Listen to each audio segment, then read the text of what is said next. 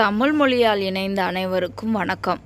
இன்றைக்கி நம்ம என்ன ரெசிபி பார்க்க போகிறோம் அப்படின்னு பார்த்தீங்கன்னாக்க, ஒரு சூப்பரான பிரெட் கார்லிக் சீஸ் பிரெட் எப்படி செய்யலான்னு பார்க்கலாம். பாருங்கள் எவ்வளோ சூப்பராக வந்திருக்குதுன்னு. இதை எப்படி செஞ்சோன்னு பார்க்குறதுக்கு முன்னாடி நீங்கள் இன்னும் நம்ம சேனலை சப்ஸ்கிரைப் பண்ணலைன்னா சப்ஸ்கிரைப் பண்ணிடுங்க. கூட வர பெல் ஐக்கானை தொட்டு விட்டுருங்க. இந்த சீஸ் பிரெட் செய்கிறதுக்காக நான் பட்டரை ரூம் டெம்பரேச்சரில் எடுத்து வச்சுருக்கிறேன். கூடவே கார்லிக்கை துருவி வச்சுருக்கேன். உங்களுக்கு வேணும்னா நீங்கள் அரைச்சி கூட யூஸ் பண்ணலாம். கோரியாண்டர் எடுத்து வச்சுருக்கிறேன். ப்ரெட்டு 4 ஸ்லைஸ் எடுத்து வச்சுருக்கிறேன். மொசரல்லா சீஸ் எடுத்து வச்சுருக்கிறேன். கூடவே பேபிகார்ன் கொஞ்சம் எடுத்து வச்சுருக்கிறேன். இப்போது பட்டரை கொஞ்சம் நல்லா மேஷ் பண்ணிவிட்டு நம்ம எடுத்து வச்சுருக்கிற கார்லிக்கும் கொத்தமல்லி இலைகளையும் அது கூட நம்ம சேர்த்துடலாம். உங்களுக்கு விருப்பம் இருந்துச்சுனாக்க சில்லி ஃப்ளெக்ஸ் கூட நீங்கள் சேர்த்துக்கலாம். நம்மளோட விருப்பம், நம்மளோட டேஸ்ட்டு தான். இது எதுக்குமே அளவுகள் கிடையாது.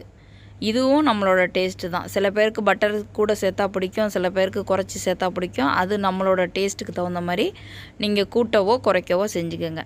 இப்போ இது எல்லாத்தையும் நல்லா ஒன்றோட ஒன்று மிக்ஸ் ஆகிற மாதிரி கலந்துக்கலாம். இதில் நான் பட்டர் உப்பு சேர்க்கலை. ஏன்னா நான் சால்ட்டட் பட்டர் தான் எடுத்துருக்கிறேன். ஒருவேளை நீங்கள் அன்சால்ட்டட் பட்டர் எடுத்திங்கனாக்கா லைட்டாக உப்பு போட்டுக்கோங்க.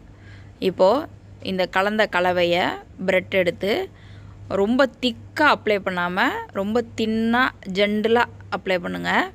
ரொம்ப திக்காக இருந்துச்சுன்னா நல்லா கிறிஸ்பியாக நமக்கு நல்லா வராது. அதனால் ரொம்ப தின் கோட்டாக அப்ளை பண்ணிக்கலாம். அதுக்கப்புறம் அடுத்த ப்ரெட் எடுத்து அதே மாதிரி ரொம்ப தின்னாக அப்ளை பண்ணிக்குவோம்.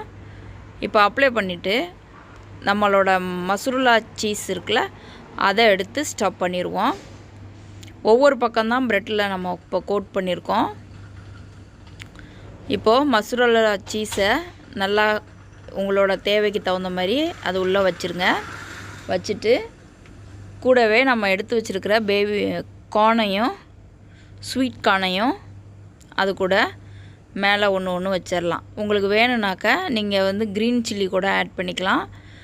ஆலிவ் இருந்துச்சுன்னா அது கூட நீங்கள் ஆட் பண்ணிக்கலாம். என்னென்ன ஸ்டஃப் பண்ணணும்னு நீங்கள் விருப்பப்படுறீங்களோ அது எல்லாமே நம்மளோட விருப்பம். நம்மளோட டேஸ்ட்டுக்கு தகுந்த மாதிரி உள்ளே ஸ்டஃப் பண்ணிக்கோங்க. இப்போது இதை க்ளோஸ் பண்ணிவிட்டு இந்த பக்கத்துலேயும் கொஞ்சம் நல்லா ப்ரெஸ் பண்ணி கொடுங்க. ப்ரெஸ் பண்ணிவிட்டு மேலே மறுபடியும் ஒரு பட்டர் கோட் கொடுக்கலாம்.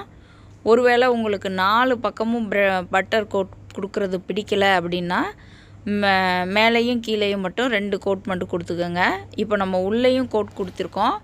உங்களுக்கு பிடிக்கலை அப்படின்னாக்கா மேலேயும் கீழேயும் மட்டும் கொடுத்துக்கோங்க.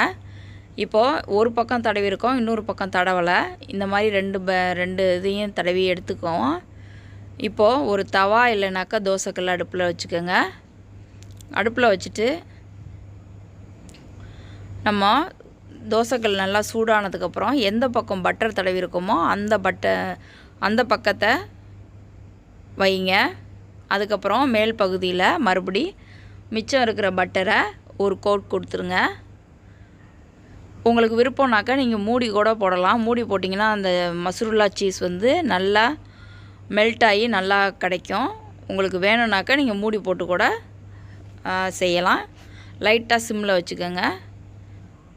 அவ்வளோதான், நம்மளோட ஈஸியான கார்லிக் சீஸ் பிரெட் அட்டகாசமாக ரெடி ஆகிட்டு. ரொம்ப ஈஸியான இந்த ரெசிப்பியை கண்டிப்பாக ட்ரை பண்ணி பாருங்கள். குழந்தைங்களுக்கெல்லாம் ரொம்பவே பிடிக்கும். ரொம்ப ஈஸியாகவும் இருக்கும்.